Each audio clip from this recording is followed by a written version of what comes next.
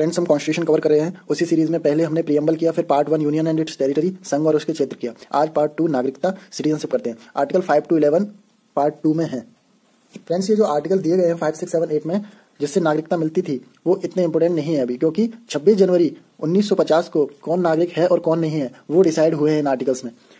हमारे लिए मेन वो है जो सिटीजनशिप एक्ट 1955 आया था और उसके बाद 1986, 1992, 2003 और 2005 और अभी रिसेंट वाला 2019, ये हमारे लिए अभी इंपॉर्टेंट है। लेकिन हम आर्टिकल 5, 6, 7, 8, 9 से देखेंगे। इसके पहले हम देखते हैं कि सिटीजनशिप अगर कोई है तो उसे फायदा क्या क्या है। देखो फ्रेंड्स, सबसे बड़ा फायदा तो यही है, आपने देखा होगा प्रेसिडेंट, वाइस प्रेसिडेंट, सीएम कुछ भी बनने के लिए हमें भारत का नागरिक होना ही चाहिए। दूसरा, हम वोट कर सकते हैं। उसके अलावा आर्टिकल 15 के तहत जो डिस्क्रिमिनेशन होता है वो सिटीजनशिप अगर आपके पास है तो डिस्क्रिमिनेशन से आप बच सकते हैं। आर्टिकल 16 के तहत हर नागरिक को, हर सिटीजन को अपॉर्चुनिटी का बराबर का अधिकार है। आर्टिकल 9 में फ्रीडम ऑफ स्पीच है, बोलने की आज़ादी। और आर्टिकल 29 में भी एजुकेशनल एंड कल्चरल राइट दिए गए हैं सिटीजन्स को।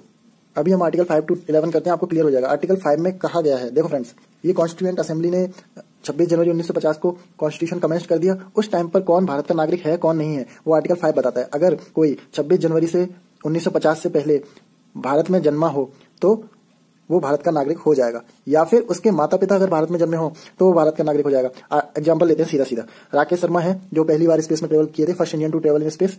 उनका जन्म 13 जनवरी 1950 को हुआ था, यानी 26 जनवरी 1950 से पहले हुआ था। वो सीधा अपना बर्थ सर्टिफिकेट दिखाएंगे, उन्हें सिटीजनशिप मिल जाएगी।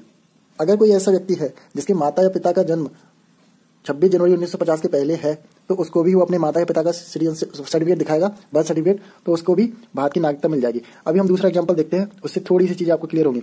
12 दिसंबर 1950 को रजनीकांत जी का जन्म हुआ था, यानी 26 जनवरी 1950 के बाद हुआ था, दिसंबर 50 में हुआ था। तो रजनीकांत जी अपनी नागरिकता कैसे बताएंगे कि वो नागरिक हैं या नहीं, तो उसके लिए 1955 के एक्ट में लिखा हुआ है। इसलिए 1955 का एक्ट ज्यादा इंपॉर्टेंट है, क्योंकि 26 जनवरी 1950 वाले कौन नागरिक होंगे कौन नहीं होंगे उसी में लिखा हुआ है। ओके फ्रेंड्स, लेकिन इसमें एक तीसरा रूल भी मान लो, तीसरा रूल है, उसमें ये लिखा हुआ है कि जैसे कोई भारत को आजादी दिलाने की कोशिश कर रहा है, ठीक है, 5-6 साल से मेहनत कर रहा है जिससे भारत को आजादी मिल जाए, उनको सिटीजनशिप नहीं मिलेगी, उनको भी मिल जाएगी। इसमें थर्ड नियम ये है कि 26 जनवरी 1950 के 5 साल पहले से जो भारत में रह रहा है उसे भी सिटीजनशिप मिल जाएगी। फिर कुछ नहीं आता है कि इतने सारे अंग्रेज भारत में जॉब करते थे तो वो वापस क्यों चले गए, वो भी 5 साल से रह ही रहे होंगे, उनको भी सिटीजनशिप दे देनी चाहिए। तो फ्रेंड्स, उन्हें 2 ऑप्शन थे, या ब्रिटेन जाना या इंडिया जाना। इंडिया को बिल्कुल ये लोग निचोड़ चुके थे, कुछ बचा नहीं था, तो वो ऑब्वियसली ब्रिटेन में ही जाएंगे, यहाँ इंडिया की सिटीजनशिप तो लेंगे नहीं, इसलिए सारे अंग्रेज चले गए थे।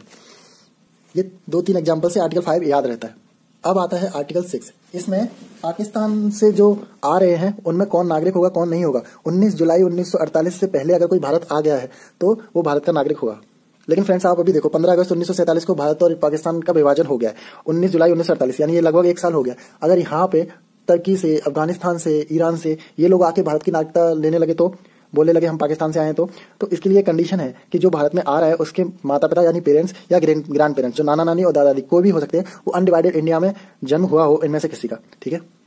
अगर कोई 19 जुलाई 1948 के बाद भी आता है तो उसे पहले 6 महीने रहकर रजिस्ट्रेशन करा के 6 महीने रहना पड़ता था, उसके बाद सिटीजनशिप मिल जाती थी। अभी हम ये डिसाइड कर रहे हैं कि 26 जनवरी 1950 तक कौन सिटीजन होगा कौन नहीं होगा। इसके बाद सिटीजनशिप एक्ट 1955 में पता चलेगा। मैंने आपको रजनीकांत का एग्जांपल बता के क्लियर कर दिया है।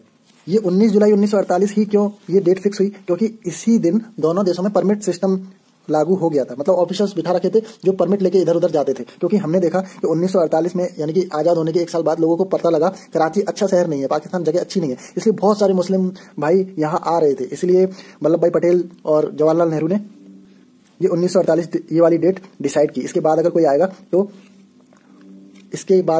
रजिस्ट्रेशन कराना पड़ेगा, 6 महीने का रजिस्ट्रेशन। इसके पहले कोई आता है तो कोई प्रॉब्लम नहीं। आर्टिकल 7 में क्या, ये अभी मैं आपको याद करा दूंगा कुछ आर्टिकल्स।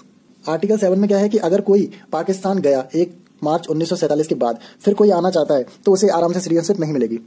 जैसे अभी अपन ने ऊपर देखा ना, 19 जुलाई 1948 से पहले, मान लो कोई 1 मार्च 1947 को गया और 19 जुलाई 1948 के पहले आता है तो उसे डायरेक्ट सिटीजनशिप नहीं मिलेगी। उससे क्या करना पड़ेगा कि एक परमिट ऑफ सेटलमेंट और परमानेंट रिटर्न रजिस्ट्रेशन कराना पड़ेगा। उसके बाद वो 6 महीने वाला रजिस्ट्रेशन कराना पड़ेगा, 6 महीने रहने वाला, तभी उसको सिटीजनशिप मिलेगी।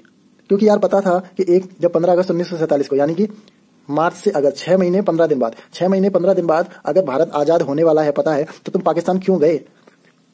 नहीं जाना चाहिए। लेकिन फिर भी आप बोलते हैं कि मैं भीड़ में गलती से चला गया था, आना चाहते हो तो ये परमानेंट ऑफ रीसेटलमेंट और परमानेंट रिटर्न का रजिस्ट्रेशन कराना है। उसके बाद ये जो 6 महीने वाला रजिस्ट्रेशन है, 6 महीने रहना, रजिस्ट्रेशन करा के 6 महीने रहना है, फिर सिटीजनशिप मिलेगी, ये कराना पड़ेगा। अभी तक सिर्फ 2 डेट याद रखनी है, एक ये 19 जुलाई 1948 वाली और ये 1 मार्च 1947। ये याद हो जाएगी, क्योंकि 6 महीने 15 दिन बाद भारत आजाद होगा। फिर आता है आर्टिकल नंबर 8। इसमें क्या है कि अगर कोई पेरेंट्स, ग्रैंड पेरेंट्स तो अनडिवाइडेड इंडिया में अनडिवाइडेड इंडिया के लोग हैं लेकिन उनका बेटा कोई यूएसए में बर्थ हुआ है तो उसको सिटीजनशिप मिल जाएगी, बशर्ते उसे यूएसए में इंडियन एम्बेसी में जाके एंट्री करानी पड़ेगी। अब तो इनका कोई मतलब है नहीं क्योंकि अब तो सिटीजनशिप एक्ट 1955 के तहत, इसलिए ये क्वेश्चन अब आते नहीं है। आर्टिकल 8 में क्या लिखा हुआ है? आर्टिकल 9 में स्टार्टिंग में ही नो लिखा हुआ है, तो इससे आपको याद रहेगा 9 में ही स्टार्टिंग में नो लिखा है, नो।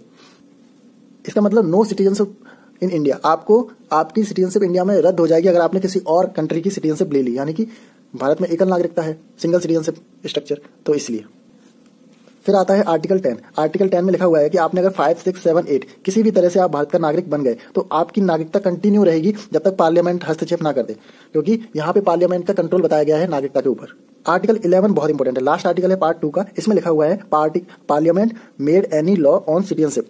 1955, 1986, 1992, 2003 एंड 2005 का जो एक्ट आया है वो इसी आर्टिकल 11 की वजह से आया है।